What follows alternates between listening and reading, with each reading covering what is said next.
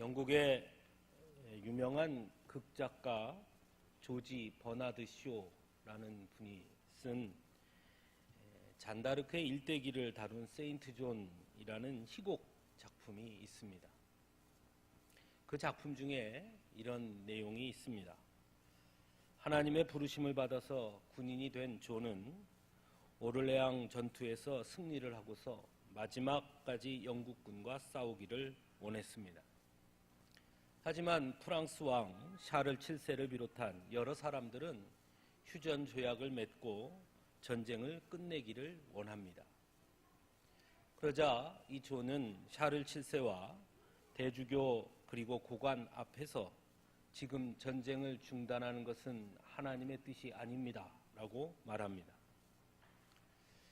그러자 대주교가 그대가 옳다고 하는 것을 어떻게 알지? 라고 되묻습니다. 존이 대답합니다. 저는 언제나 압니다. 제게 들리는 하나님의 음성을.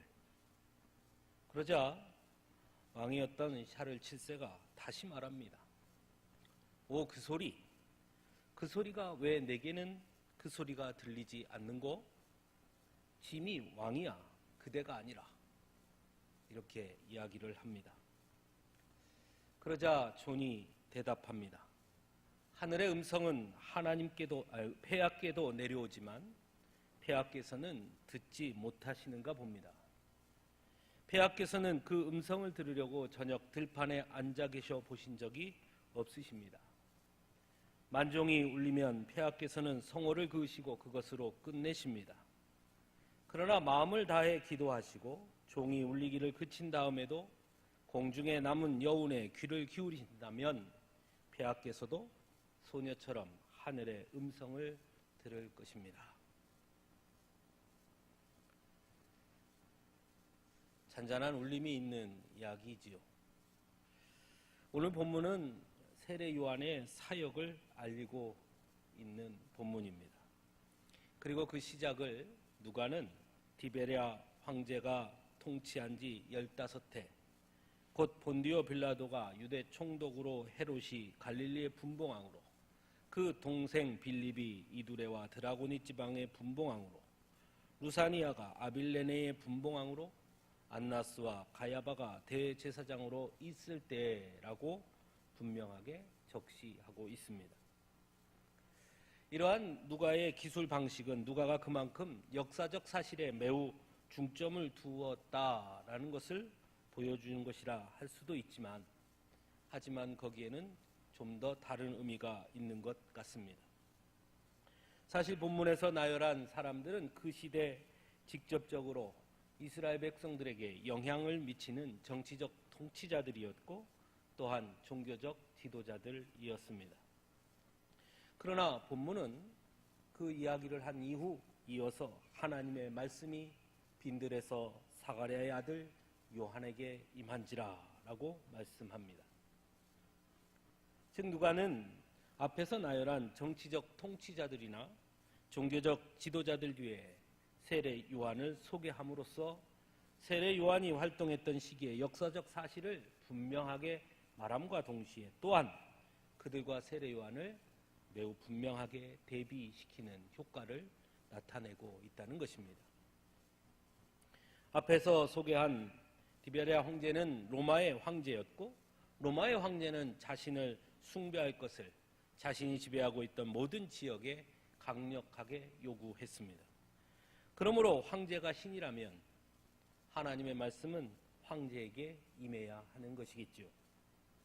또한 안나스와 가야바는 대제사장이었으니 만일 하나님의 말씀이 임한다면 먼저 그들에게 임해야 하는 것이 당연한 것입니다.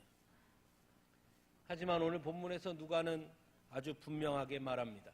그들이 아닌 빈들에서 사가랴의 아들 요한에게 임했다라고 분명하게 말씀하고 있습니다.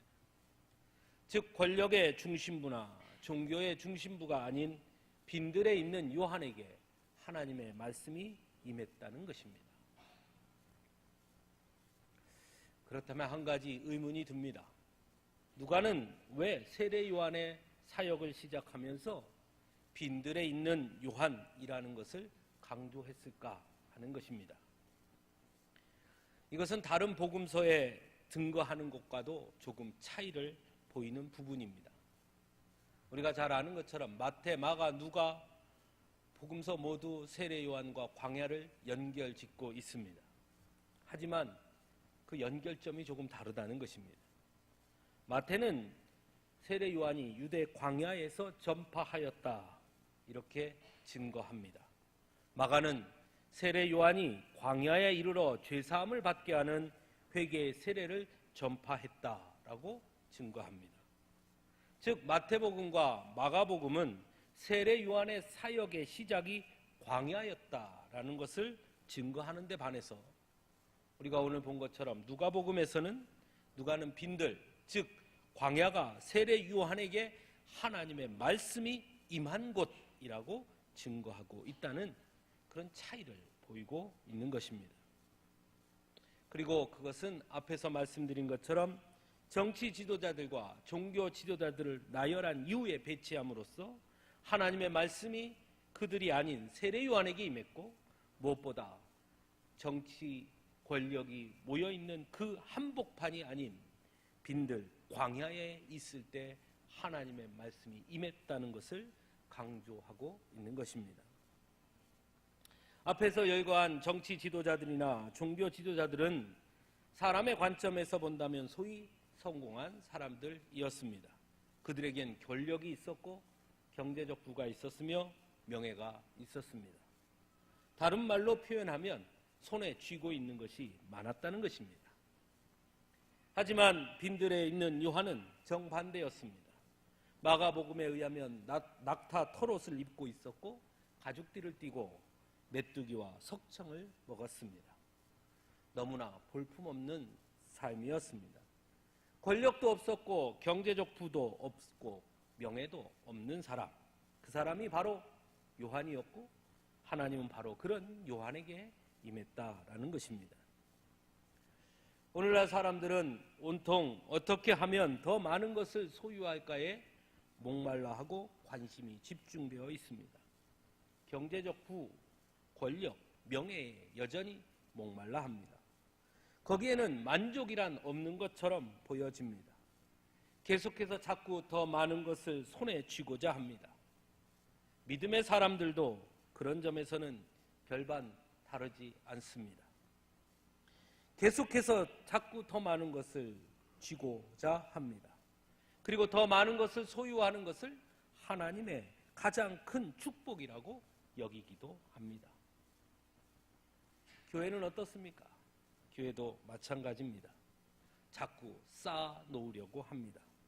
더 큰 예배당, 더 좋은 시설, 더 많은 성도에 집중합니다. 물론 소유하는 것이 무조건 잘못은 아닙니다. 문제는 소유에만 집착하다가 하나님의 말씀을 듣지 못한다는 것이 문제입니다. 다른 것으로 가득 차서 하나님의 말씀조차도 임할 곳이 없는 교회, 성도라면 그것처럼 문제가 아닐 수는 없습니다. 성도에게 있어 가장 중요한 것이 무엇이겠습니까? 하나님의 말씀을 듣는 것입니다. 하나님의 말씀이 내 삶에 영향력을 미치는 사람들, 그들이 성도인 것입니다. 교회의 주인은 하나님이라고 말합니다. 그 말의 뜻이 무엇입니까? 하나님의 말씀이 교회의 중심에 있어야 한다는 것입니다. 하지만 세상의 소유에 집착하느라 하나님의 말씀을 듣지 못한다면, 하나님의 말씀이 임하지 않는다면 그것은 더 이상 교회가 아닌 것입니다. 누가는 바로 그 점을 말하고 있습니다.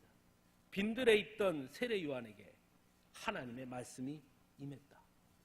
오히려 하나님의 말씀은 철저하게 내가 비워져야 할 때 그때 그곳에 임하는 것이다 라고 말씀하고 있습니다. 사랑하는 성도 여러분, 하나님의 말씀을 듣기 원하십니까? 하나님의 말씀을 듣기 원하신다면 비우는 연습을 해야 합니다. 나의 욕심을 비워야 합니다. 하나님의 말씀 앞에 모든 것을 내려놓아야 합니다. 하나님의 말씀 앞에 철저하게 우리의 모든 초점이 맞추어져 있어야 하는 것입니다. 세상의 성공의 자리가 아닌 광야에 설 때 하나님의 말씀하시는 것입니다. 내가 비워진 자리에 하나님께서 주인이 되어주시는 것이고 하나님께서 일하시는 것입니다.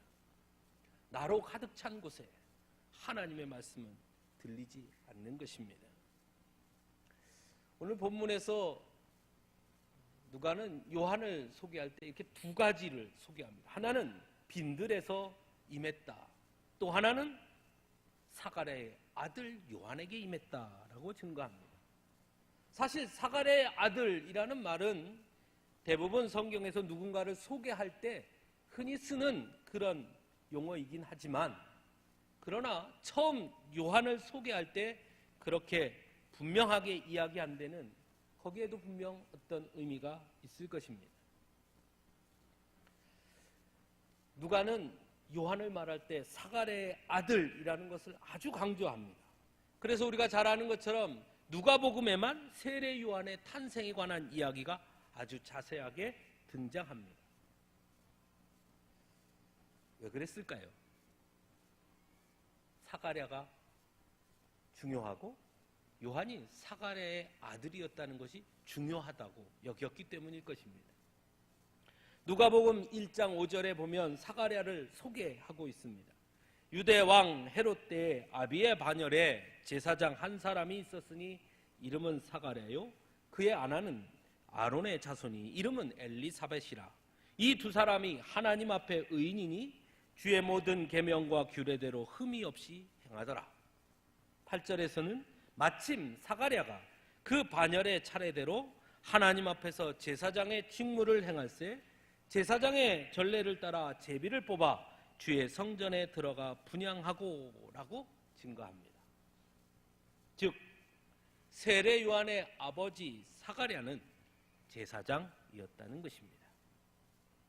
그것도 성전에 들어가 분향하는 제사장이었으며 주의 모든 계명과 규례대로 흠이 없이 행하는 제사장이었습니다. 영적으로 타락한 시대에 세례 요한의 아버지 사가랴는 하나님 앞에 흠이 없이 살려고 몸부리치는 그런 사람이었다라는 것입니다. 그리고 그 아들이 바로 세례 요한이었습니다. 하나님을 향한 신실한 믿음의 본을 보이고 살아갔던 그 아버지와 어머니 아래에서 그 본을 보고 살았던 사람, 그 사람이 세례 요한이라는 것입니다.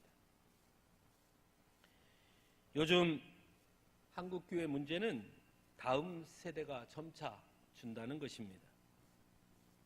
물론 여러 이유가 있습니다.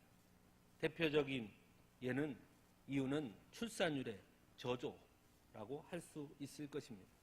어쩔 수 없는 측면이 있는 것 또한 그래서 사실입니다. 하지만 그것보다 우리가 먼저 심각하게 고민할 것은 성도들의 가정의 자녀들조차도 점차 교회를 떠나고 있다는 것입니다. 믿지 않는 어른들의 자녀들이 교회를 오지 않는 것, 또는 아이들 자체가 적은 것, 그건 어쩔 수 없다고 하지만 믿음의 가정에서 자란 그 자녀들조차도 점차 교회를 떠나고 있다는 것입니다. 며칠 전에 친구 목사를 만나는데요. 그 친구 목사 아들이 초등학교 6학년입니다. 그런데 그 애가 엄마 아빠한테 그랬다는 겁니다. 엄마, 나는 나이 30 되면 교회 안 갈 거야. 그래서 왜? 그랬더니 지금이야 목사님 아들이니까 교회 가지만 난 30살 되면 독립할 거야. 그럼 교회 안 갈 거야. 그러니까 그 누나가 중학교 1학년이거든요. 중학교 1학년이 너 그럼 지옥 가! 그랬대요. 그랬더니 초등학교 6학년이 이렇게 말했대요. 지옥이 어딨어? 우리 집보다 더한 지옥이 있을까? 그랬대요. 왜 그럴까요? 단순히 그것이 교회의 문제입니까? 교회의 프로그램이 뭔가 잘못돼서 그렇습니까? 가르치는 교사들의 수준이 떨어진다고 말할 수 있겠습니까? 물론 교회에도 책임이 있습니다.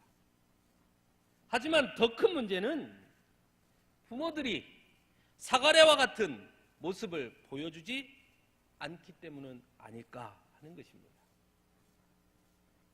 아무리 영적으로 타락한 시대에도 하나님 앞에 흠이 없이 살려고 발버둥치는 그런 모습들을 부모들이 보여줬다면 과연 자녀들이 하나님의 품을 떠날 수 있었을까요? 성도라고 하지만 세상 사람들과 조금도 다르지 않은 삶의 방식과 목적으로 살고 있기 때문에, 그러면서 자녀들에게는 믿음을 말하기 때문에 그 자녀들이 교회를 떠나고 있는 것은 아니겠습니까? 세상의 성공이 마치 하나님의 축복의 전부인 것 마냥 그렇게 믿고 살기 때문은 아니겠습니까? 세상이 아무리 변하고 영적으로 아무런 시대라 하더라도 자녀들에게 하나님의 규례대로 흠이 없이 행하는 모습을 보여줬다면, 그렇다면 과연 우리의 자녀들이 교회를 떠날까? 여러분 어떻게 생각하십니까? 그런 면에서 우리는 모두 스스로를 돌아봐야 합니다. 그리고 분명하게 선언해야 합니다. 분명하게 하시기 바랍니다. 나의 자녀가 소위 세상에서 성공한 자로 사는 것이 우선인지, 아니면 하나님의 말씀 안에 거하는 자녀, 하나님의 음성을 듣고 사는 자녀가 되는 것이 우선인지 여러분들 분명히 하셔야 합니다. 자녀들에게, 나에게 분명히 해야 합니다. 또 한 가지 기억할 것은, 우리가 잘 아는 대로 제사장은 세습되었습니다. 사가랴가 제사장이었으니 세례 요한 역시 제사장이 될 수 있었습니다. 제사장으로 평생을 살 수 있었던 사람이었습니다. 그랬다면 사람들에게 인정받으면서 나름 편안한 삶을 살 수 있었을 것입니다. 하지만 세례 요한은 그 길을 거부했습니다.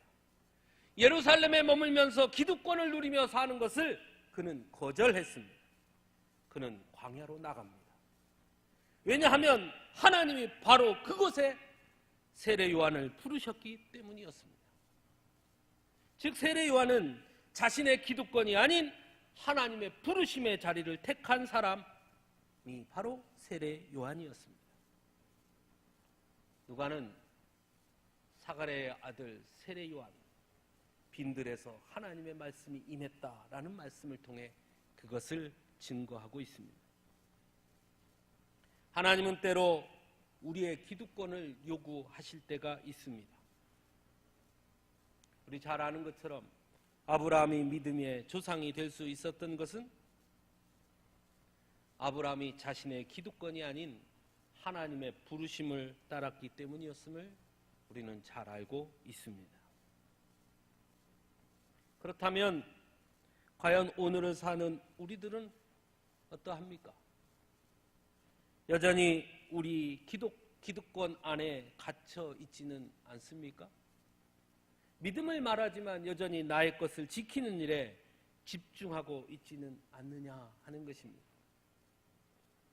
믿음은 우리의 기득권이 아닌 하나님의 부르심을 따라 가는 것임을 성경은 우리에게 가르쳐 줍니다. 디베리오 황제와 본디오 빌라도, 헤롯과 빌립, 루사니아와 대제사장 안나스와 가야바, 이들은 모두 자신들의 기득권을 놓지 않으려고 했던 사람들이었습니다.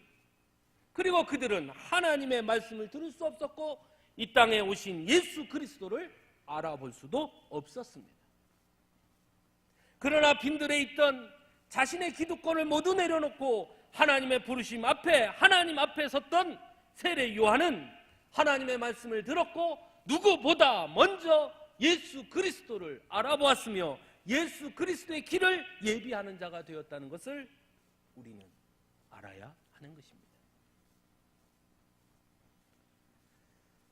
하나님의 길을 예비하는 자, 하나님의 말씀을 듣는 자, 하나님의 약속을 받은 자, 여러분 성경 어디에도 나의 것을 쥐고 하나님의 말씀을 듣고 나의 것을 쥐고 하나님의 약속을 받은 자는 없습니다. 하나님의 말씀 앞에 나의 것을 내려놓을 때 하나님의 말씀이 임하는 것입니다. 오늘 본문에서 누가는 정치 지도자들과 종교 지도자들 뒤에 세례 요한을 소개하며 그의 사역이 곧 죄사함을 받게 하는 회개의 세례였음 또한 증거하고 있습니다. 무슨 뜻일까요?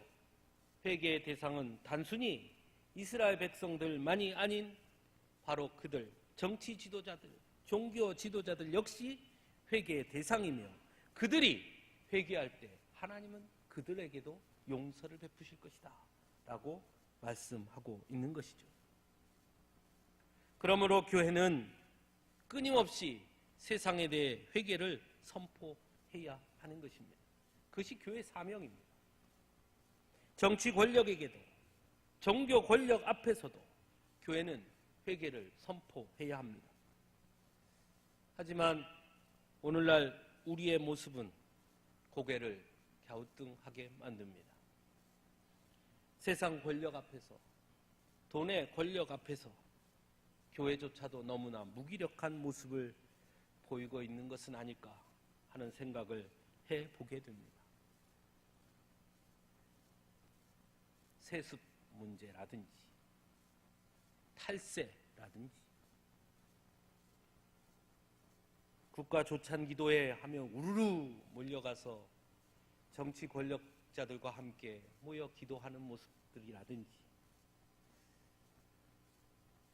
과연 이것이 교회의 바른 모습인가 자꾸 생각하게 됩니다. 어떤 경우에는 오히려 세상 권력과 정치 권력에 대해 회개를 선포하는 것을 성도들이 먼저 부담스러워하기도 합니다. 제 친구 목사가 저 대구에서 목회하는 친구가 있어요. 그 친구가 설교 시간에 지금은 자유한국당인가요? 이름이? 그걸 잘못한다고 좀 비판을 했다 그러더라고요. 그렇게 하면 안 된다. 그랬더니 예배 끝나자마자 그 교회 장로님들이 탁 몰려와서 목사님, 대구에서는 그런 설교하면 안 됩니다. 그랬답니다.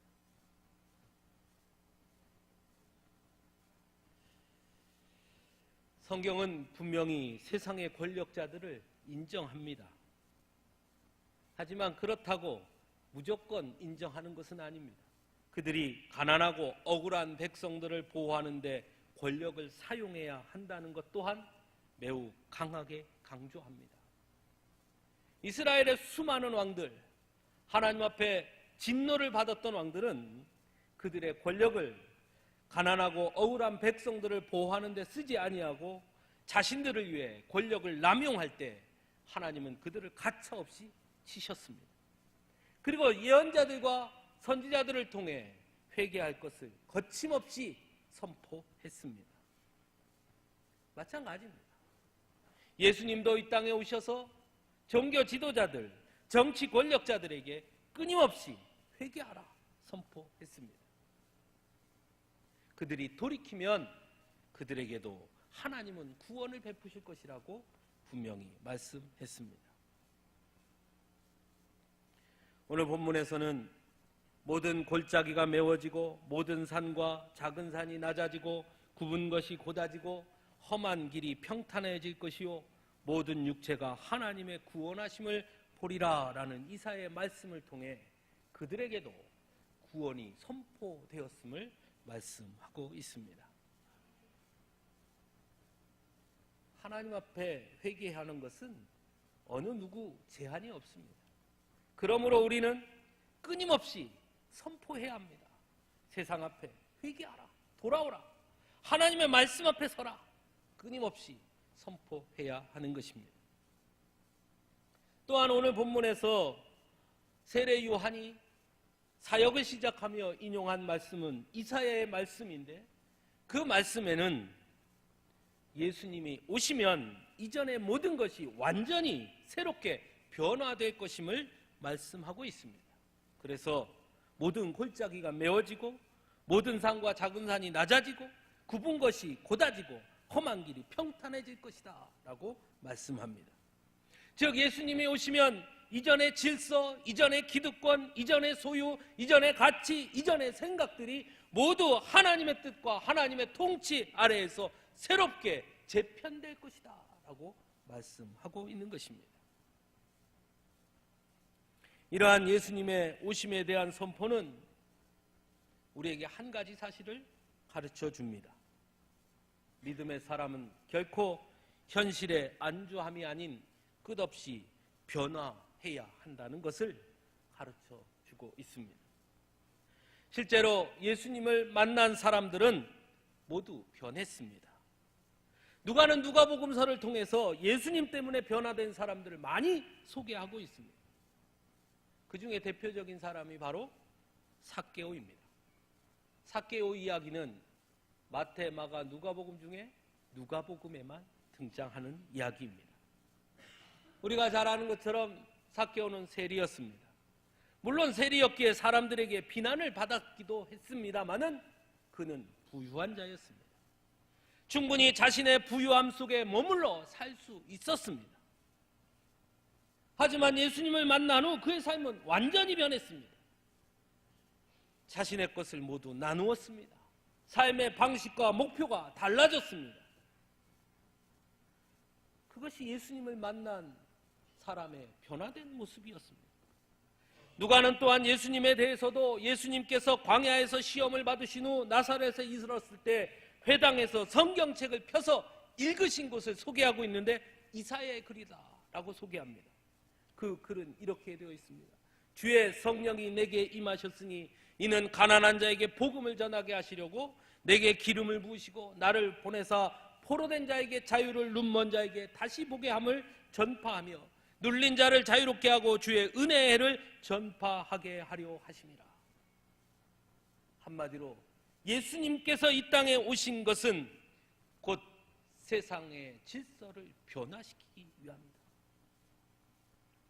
예수님의 사역의 중심이 변화에 있음을 가르쳐주고 있습니다.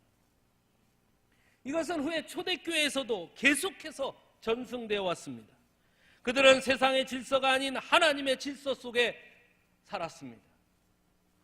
자유자나 종이나 헬라인이나 유대인이나 로마인이나 로마의 시민권을 갖지 못한 자나 누구나 서로를 형제요 자매라 불렀습니다. 세상에서는 결코 볼 수 없었던 모습이었습니다. 예수님 때문에 바뀐 것입니다. 예수님 때문에 서로의 관계가 변화했습니다. 예수님 때문에 호칭이 바뀌었습니다.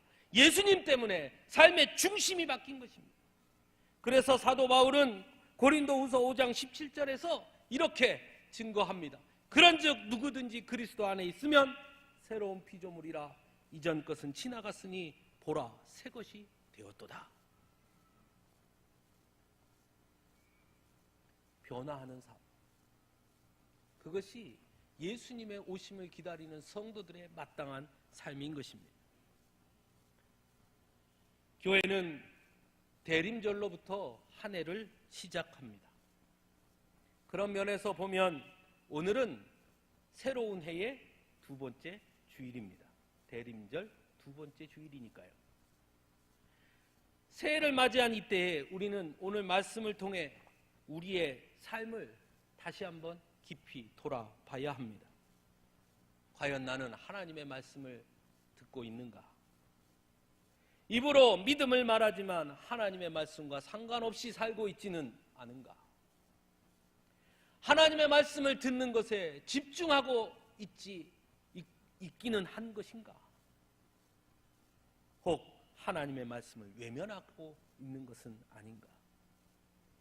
무엇이 나로 하여금 하나님의 말씀을 듣지 못하게 하는가?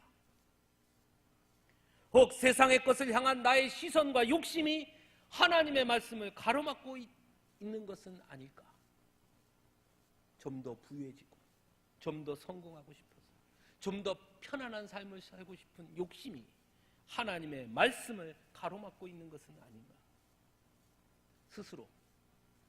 스스로 되물어야 합니다. 하나님의 말씀은 권력의 한가운데 성공의 그 자리가 아니라 광야 빈들에서 들렸음을 분명히 기억해야 합니다. 하나님의 말씀을 사모한다고 하면서 혹 변화에는 둔감하며 여전히 나의 것을 지키려고 하고 있지는 않은가. 기득권에 머물러 있는 것은 아닌가. 다시 스스로 되물어야 합니다. 사랑하는 성도 여러분, 새로운 해를 맞이하며 우리는 철저하게 하나님 말씀에 귀를 기울일 수 있기를 간절히 바랍니다. 하나님의 부르심의 자리에 설 수 있기를 바랍니다. 성공의 자리가 아니라 하나님의 부르심이 있는 자리로 향할 수 있기를 바랍니다. 그것이 빈들이다 할지라도 말입니다. 비록 그것이 지금까지의 나의 모든 것을 내려놓는 일이라 할지라도 주의 부르심에 순종하며 믿음으로 행할 수 있기를 간절히 바랍니다. 하나님은 그런 자를 통해 일하시기 때문입니다. 참 어려운 일이에요. 쉽지 않은 일입니다. 저도 곰곰이 생각해 보니까 그렇더라고요. 내가 가진 기득권이 뭐가 있을까? 별거 없는 것 같은데 곰곰이 생각해 보니까 참 많아요. 너무 많아요. 과연 이 모든 것을 내가 하나님 앞에 철저하게 내려놓을 수 있을까? 생각할수록 겁도 나고 두렵습니다.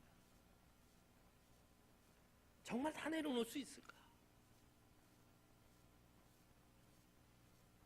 하지만 분명한 것은 내려놓지 않으면, 비워지지 않으면 하나님의 은혜로 채울 수 없고, 내려놓지 않으면 하나님의 부름을 따라가기 내가 너무 무겁다라는 것입니다. 그러므로 하나님의 말씀을 듣기 원한다면, 하나님 앞에 쓰임받기 원한다면, 하나님을 통해 나의 삶이 변화되기 원한다면 우리는 먼저 쌓아두려고 하는 것이 아니라 비우는 연습을 해야 한다는 것입니다. 여러분, 비워내시기 바랍니다. 하나님의 말씀 앞에 서게 하는데 나로 하여금 방해되는 것이 있다면 하나씩 내려놓아야 합니다. 그 모든 것 하면서 같이 쥐고 간다고요? 안 됩니다. 사람은 누구나 다 욕심이 있습니다. 취미생활도 잘하고 싶지요. 회사에서도 성공하고 싶지요. 돈도 많이 벌고 싶고요. 명예도 얻고 싶고요. 사람들에게 존경받고 싶고요. 그리고 하나님 앞에 쓰임받고 싶고요. 하나님의 축복도 받고 싶고요. 다 받고 싶지요. 안 됩니다. 아무도 그런 사람은 없습니다. 둘 중에 하나만 하는 겁니다. 세상의 성공자로 살 것이냐, 하나님 앞에 쓰임받는 자로 살 것이냐, 사람들에게 칭찬받는 삶을 살 것이냐, 하나님의 영광을 드러내는 자가 될 것이냐, 세상의 명예를 얻고 살 것이냐, 하나님의 붙들림 받은 자로 살 것이냐, 결정해야 합니다.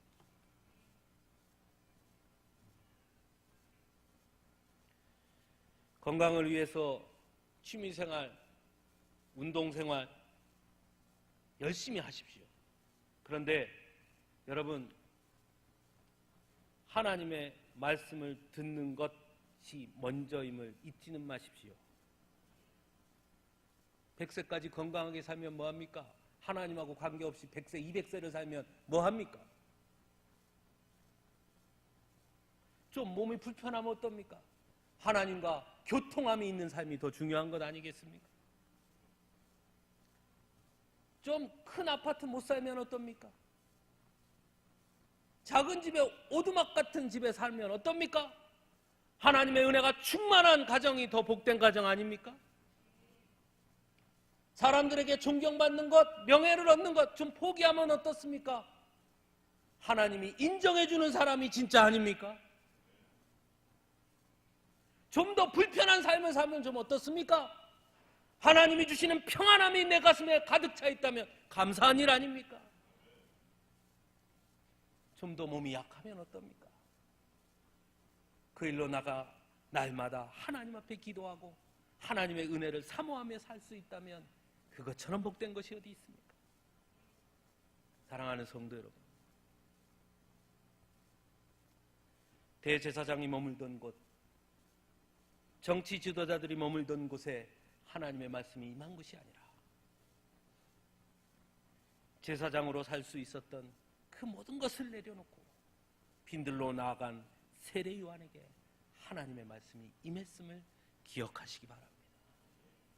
2019년 여러분의 가슴에 하나님의 말씀이 매일같이 임하는 여러분이 되시기를 간절히 축원합니다. 함께 기도하겠습니다.